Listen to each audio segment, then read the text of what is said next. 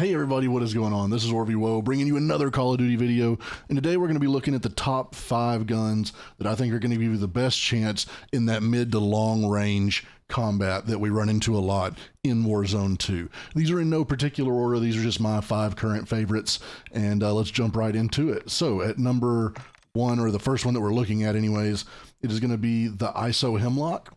This is currently the gun that I'm running the most often and have the most luck with. There's a lot of ways to build this gun, but for me personally, this has been the one that has helped me the most. We run the Cronin Mini Pro with the Fielder T50 barrel, the F-TAC Castle Comp muzzle, high velocity ammo, and the 45 round mag.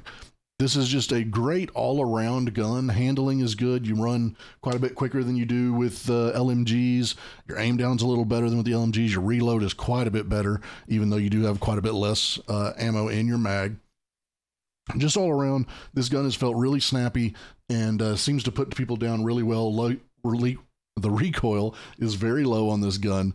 I'll go ahead and show you the tunings just really quick. Here you can pause if you want to see these and adjust yours accordingly. But this gun seems to, I think, fit just that do everything kind of situation. It works fairly good up close if you get stuck there. Range is still really good. It's you're movable. You can kind of relocate as you need to. You can run it with a sniper if you want it. I don't really know why you would be sniping right now, but you can use this gun kind of for anything in just that jack of all trades type of thing, and it works really well for me. So this is how I build mine. I love it. This is the gun that I'm running the most right now. The next one that we want to look at, and which may take over this pretty quickly if it keeps feeling like it has currently, because the TTK on this gun is ridiculous, is the RAAL MG. On this gun we run the AMOP V4, the EXF Rhino barrel, the Shred CP90 on the muzzle, the Dune grip, and the Stip 40 grip. And same way, I'll let you look at the tunings here. The big deal with this gun, this is essentially RPK 2.0, just a absolute beast of a weapon. I think it may actually have the fastest TTK of any of the full auto guns. It is ridiculous when you're hitting your shots. Recoil can be a little bit, somewhat, it's really not bad, but especially once you get the hang of it. But there is a little more recoil to it than I would say like the ISO. That being said, your distance is quite a bit better. You're getting 75 rounds in your mag. If you can get mounted or just kind of set up on something, this gun is going to just eliminate people very, very quickly. It really does feel like an RPK. It almost feels like it kills a little faster than the RPK did. Our next gun that we're going to jump into, and this is kind of a little bit of a slept-on weapon, I believe, is the Kastov 545. This gun again feels very similar to the Hemlock, honestly. So in most cases, I think most people are probably just going to want to run the Hemlock. But if for some reason you're tired of it, or you don't want to unlock it, or you don't want to level it, the Kastov 545, another really good gun, and it gives you a little bit more ammo, which is nice. So in this one, we run the K30 barrel, the Seiken Tread 40 on the muzzle, F-TAC Ripper on the underbarrel, 60 round mag, and the Cronin Mini Pro. Again, substitute this sight on any of these options for whichever sight you like a little better, but this one, for most cases, especially on the ARs, this is the way I tend to run almost everything now. The AMOP, for whatever reason, feels better on LMGs to me. I think that's just a mental thing. There's no real benefit to it over the Cronin Mini Pro or the other smaller one-time sights on this one. They don't affect your recoil like they did in Modern Warfare 1.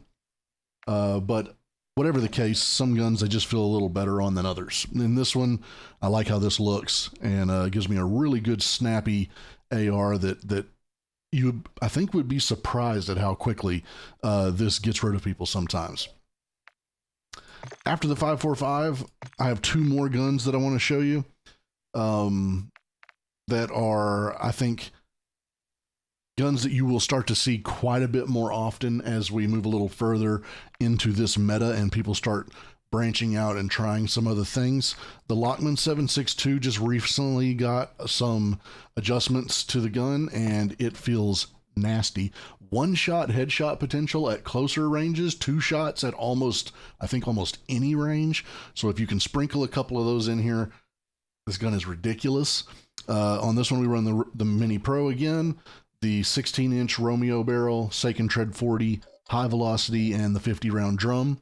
Now, one of the cool things about this gun, being a battle rifle, is that you can shoot it in single fire or in fully auto. Most people I see still run this in fully auto. The recoil gets pretty tough on this gun in fully auto. If you can handle it, that's great. But it just feels a little more steady and normal to most people. Most people aren't used to the kind of semi-auto fire capabilities of a lot of the other guns. So that's fine, but the recoil is going to be there on the fully auto version of this. You can also put it in single fire. If you're good at that, it'll work. On this next gun that I'm going to show you, this is my baby. You've seen I've already made a video about this one in particular. This gun I completely recommend keeping in single fire. Again, you can run it in full auto. The recoil is going to be a little tough, and maybe you can master it. For me, on this gun, I can shoot this so fast with my normal controller. I mean, with my my Battle Beaver controller with the good click triggers. I can shoot this so fast that I much prefer having it in semi-auto, just because the recoil is so much more controllable, and I can still shoot really fast for up close and for long range. So on this gun, we want to run the Cronin Mini. This is the SO14. Sorry if I didn't mention that.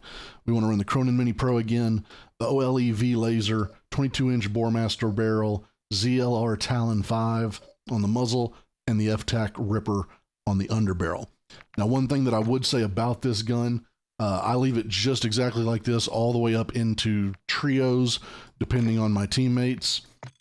When you get into trios or quads, if you're the guy that's going to have to do a lot more damage and a lot more cleanup on your team, then I would probably recommend taking off the laser and jumping up and adding a magazine to this gun. You can do that here.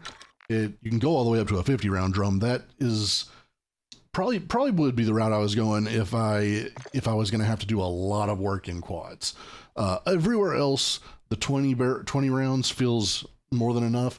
I'm usually killing people in 4 or 5 bullets, especially in that kind of mid-range situation. So that's what I like to run on this one for most cases, but you know, change it as you need to fit yourself. These are my guns right now that I think are going to be the next kind of takeover guns that you'll start to see a lot of people using.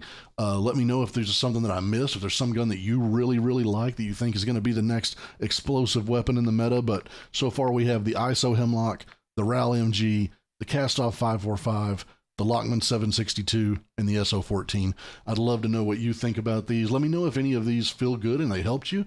I'd really love to hear that in the comment section. Other than that, remember to like the video, leave a comment, subscribe, all those great things, and we will catch you in the next one. Thanks for watching.